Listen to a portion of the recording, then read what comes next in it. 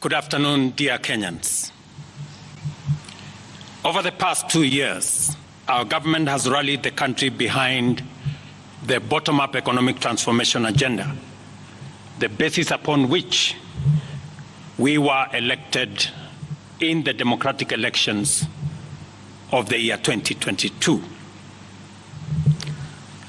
We have achieved significant progress in increasing food production by reducing the cost of farm inputs, thereby lowering the cost of food and lowering the cost of living. We have stabilized the economy by preventing what was an imminent debt default.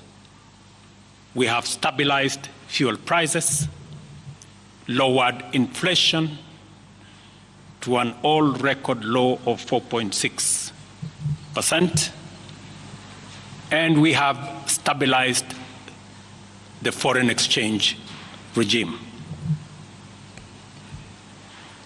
We have implemented radical changes in the education sector, including resolving the CBC question.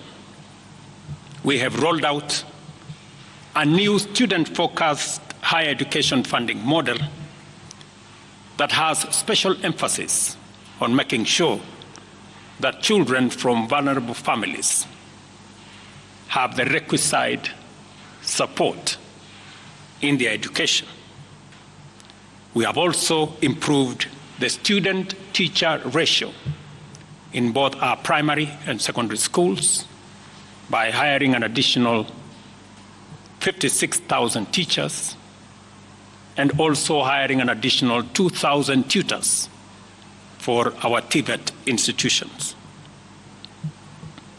We have equally resolved bottlenecks in cash transfer program to vulnerable Kenyans, including orphans, people living with disability, and the elderly.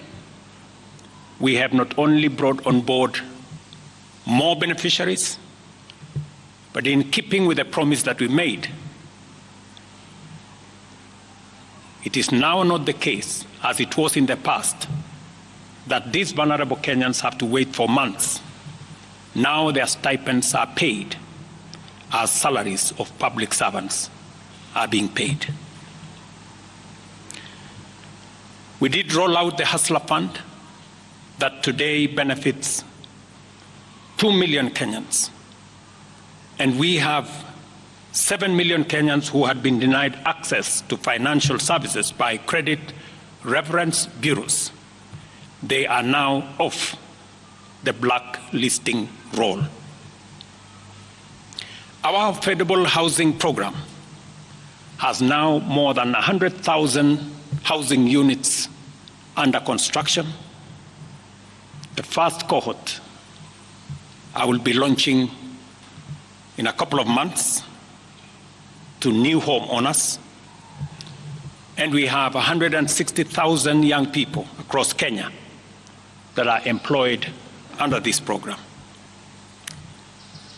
To expand manufacturing, value addition, and agro-processing as a key contributor to job creation, 18 county aggregation and industrial parks and 6 new special economic zones are under construction across Kenya.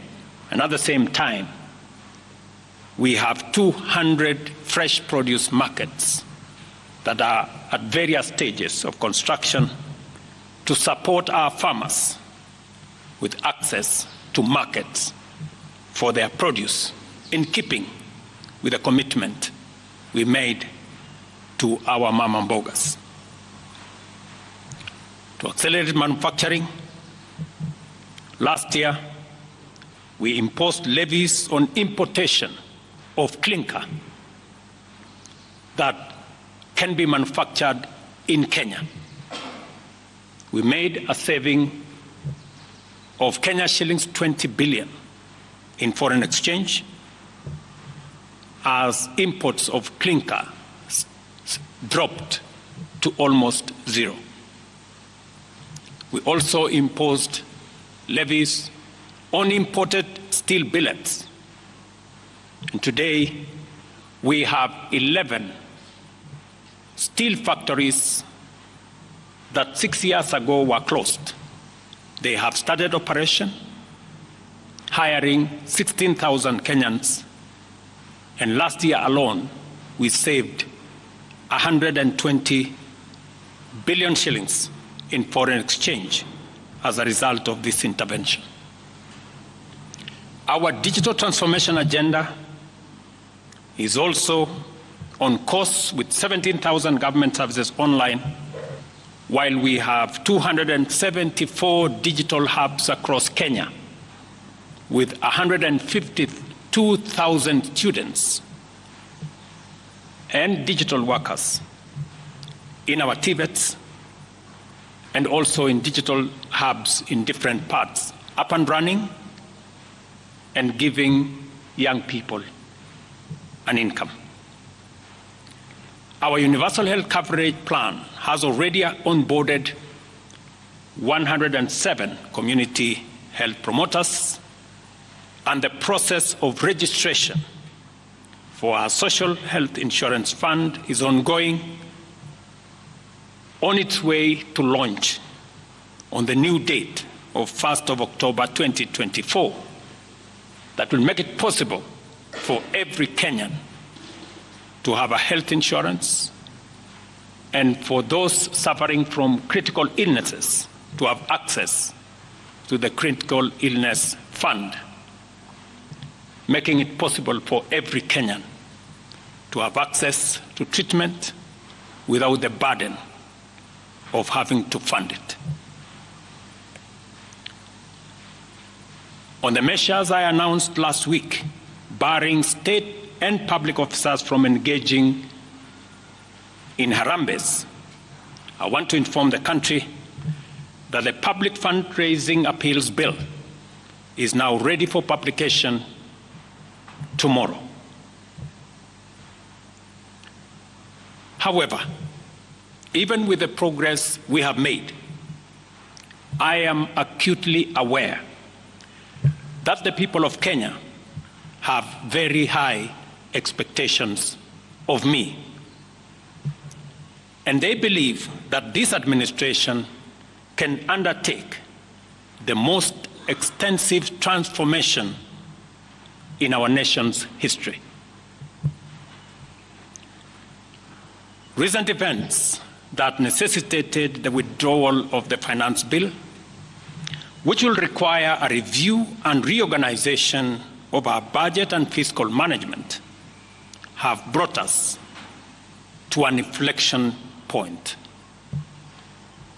Upon reflection, listening keenly to what the people of Kenya have said, and after a holistic appraisal of the performance of my cabinet and its achievements and challenges, I have today, in line with the powers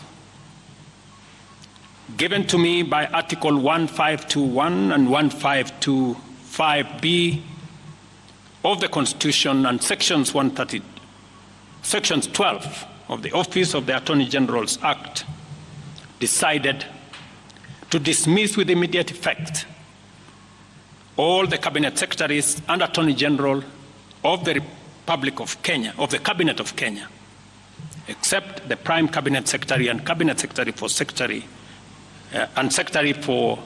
Cabinet Secretary for Foreign Affairs and Diaspora Affairs. And of course, the Office of the Deputy President is not affected in any way.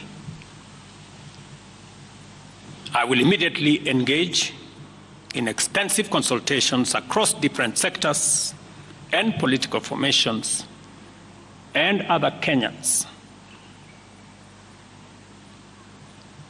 both in public and private, with the aim of setting up a broad-based government that will assist me in accelerating and expediting the necessary, urgent, and irreversible implementation of the program that we have including other radical measures and programs to deal with the burden of debt, to explore raising domestic resources and revenues, expanding job opportunities,